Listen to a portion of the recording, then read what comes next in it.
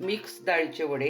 त्यासाठी इथे घेतली मी 500 ग्रॅम मुगाची डाळ, 100 ग्रॅम चवळीची डाळ व 50 ग्रॅम मठाची डाळ। आता ह्या डाळी आपण 2-3 पाण्याने स्वच्छ धुवून 4-5 तासासाठी भिजत घालून घेणार आहोत। आपण मठाची आणि मुगाची डाळ एकाच पाण्यात भिजू घालणार आहोत। मी अशा प्रकारे दोघं डाळी धुवून घेतल्या। आता आपण त्यांना 4-5 तासासाठी भिजू देऊ।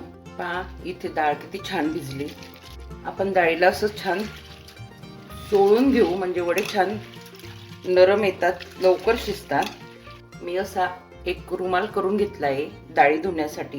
ही भिजलेली मुगाची डाळ या रुमालावर काढून घ्यायची आणि त्या डाळीला असं दोघं हातांनी छान चोळून घ्यायची, म्हणजे वडे छान लवकर शिजतात।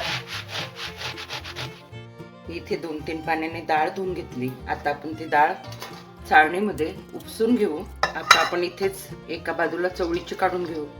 तुमच्याकडे जर ओलं धान्य दळण्याची गिरणी असेल तर तुम्ही त्यावरून सुद्धा डाळ जाडसर काढून आणू शकता, पण मी आता मिक्सरवरच दळून घेते।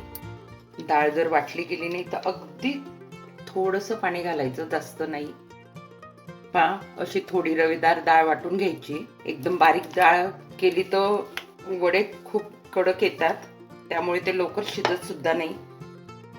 मी अशा प्रकारे सर्व डाळ वाटून घेतली। आता आपण ह्या डाळीसाठी मसाला तयार करून घेऊ। त्यासाठी घेतल्या इथे मी 7-8 हिरव्या मिरच्या। तुम्ही हिरव्या मिरच्यांच्या ऐवजी लाल तिखट सुद्धा घेऊ शकता। लसूण घेतला 20-25 पाकळ्या, आल्याचा तुकडा 1 इंच, शोप, जिरे। आता आपण हे सर्व साहित्य मिक्सरवर बारीक करून घेऊ।